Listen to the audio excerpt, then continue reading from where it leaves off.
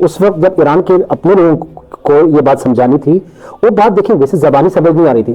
جب تک ایک پروسیس طے نہیں کریں گے آپ تب تک لوگوں کو وہ بات سمجھ نہیں آتی. ابھی مجھے لگتا ہے کہ اس وقت جو منطقے خطے کے جو ممالک ہیں ان کو سمجھانے کے لیے بالکل وہ جو یعنی دیکھیں ایران کو تو معلوم ہے کہ امریکہ نے نہ کسی معاہدے کی کوئی پاسداری کرنی ہے، نہ کسی معاہدے کی کوئی اس کے اوپر عمل درآمد کرنا ہے. لیکن پاکستان، چائنا، ترکی اور اسی طرح سے بعض جو عوام بھی ایک حد تک، ان کے لیے اس بات کا اثبات انتہائی ضروری ہے. لیکن یہ صرف اور صرف میں یہ کہہ سکتا ہوں کہ بہت سادہ لوہی ہے لوگوں کی جو ابھی بھی اس طرح سے سوچتے ہیں کہ اگر مذاکرات کیے جائیں تو امریکہ بالآخر اپنے قول و فعل کا پابند ہوگا اور وہ دھوکہ نہیں دے گا. نہیں، میری اپنی دانش میں تو یہ مذاکرات جنگ کا حصہ ہیں بالکل، اور دھوکہ دینے کا ایک طریقہ ہے. میں ایک فرض جو ہے وہ آپ کے سامنے رکھنا چاہتا ہوں. سپوز اگر ایران، چائنا، پاکستان، ترکی اور باقی تمام ممالک کے کہنے کے باوجود ایران مذاکرات کی طرف نہ جاتا، اور ادھر سے ٹرمپ جو بہت پاگل شخص ہے، اس کے کسی کام کا، کسی حرکت کا کسی کو کچھ نہیں پتا، خود امریکہ کو کا بھی اس نے بہت زیادہ نقصان کیا، منطقے کے اور خطے کے جتنے ممالک ہیں ان کا بھی نقصان کیا، اور جنگ زیادہ ہو جاتی، انفراسٹرکچر کے اوپر، ایران کے انفراسٹرکچر کے اوپر وہ حملہ کر دیتا. جواباً ایران بھی جہاں جہاں سے حملہ ہو رہا ہے ملامت کرنی تھی ایران پر کہ بھائی ایران اگر نہیں مانا، امریکہ مذاکرات کی دعوت دے رہا تھا اور ایران اس وقت مذاکرات قبول کر لیتا تو جنگ اگلے مرحلے میں نہ جاتی. ایک مرتبہ پھر سے میں کہوں گا یہ سادہ لو ہی ہے. اگر ہمیں بعض اوقات دیکھ رہا ہوتا ہوں بعض یہ جو خبر نگار ہیں وہ بھی صحافی حضرات وہ بھی اس طرح کی باتیں کرتے ہوئے نظر آتے ہیں کہ یہ والے مذاکرات پہلے والے مذاکرات سے مختلف ہیں. کیوں؟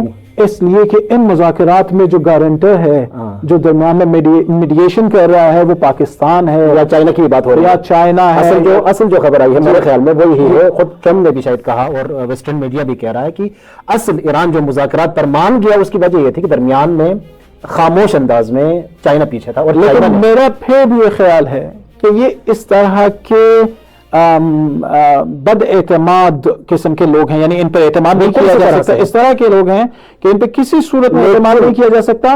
یہ ساری گارنٹیز کے بعد بھی مذاکرات سے یا تو پھر جائیں گے یا اپنے قول و فعل کے پابند نہیں ہوں گے، اور یہ نہایت آسانی سے چیک ہو سکتا ہے. یہ لبنان والے تمام باتوں کے باوجود ایران کا مذاکرات میں جانا ایران کی ایک مجبوری تھی. میں اس کے لیے لفظ مجبوری نہیں استعمال کرتا. ایک مرتبہ پھر ایران یہ ثابت کرنے کے لیے حجت کی جو ہم نے یہ ثابت کرنے کے لیے کہ یہ ان کا یہ جو مذاکرات کا دعویٰ ہے یہ بھی جھوٹا ہے بالکل، اور مذاکرات بھی ان کی ایک چال ہے اور جنگ ہی کا حصہ ہے. یہ اپنے دوست ممالک خصوصاً ہمسایہ ممالک اور پوری دنیا کے لیے ایک مرتبہ پھر یہ ثابت کرنے کے لیے کہ یہ جھوٹ بول رہے ہیں، یہ دھوکہ دینا چاہتے ہیں اور یہ جنگ ہی کو آگے بڑھا رہے ہیں، یہ ثابت کرنے کے لیے ایران نے قبول کیا. لیکن ایران نے دو نہایت اہم شرطیں رکھ دی ہیں کہ اگر تم صادق ہو، اگر تم سچے ہو اپنے نیگوشیشنز کے آفر میں تو پھر آؤ انہیں قبول کرو. وہ جو ہمارے پیسے میرے ایران میں کے پیسے جو تم نے دبا کے رکھے ہوئے وہ واپس کرو. وہ کس بات سے تم نے دبا کے رکھے؟ اگر تم واقعی سالو کرنا چاہتے ہو ساری چیزوں کو تو یہاں سے شروع کرو تاکہ تم پہ اعتماد کیا جا سکے، اس کی ابتدا کی جا سکے. جب تک یہ کام نہیں کرو گے تم پہ اعتماد کوئی نہیں کرتا.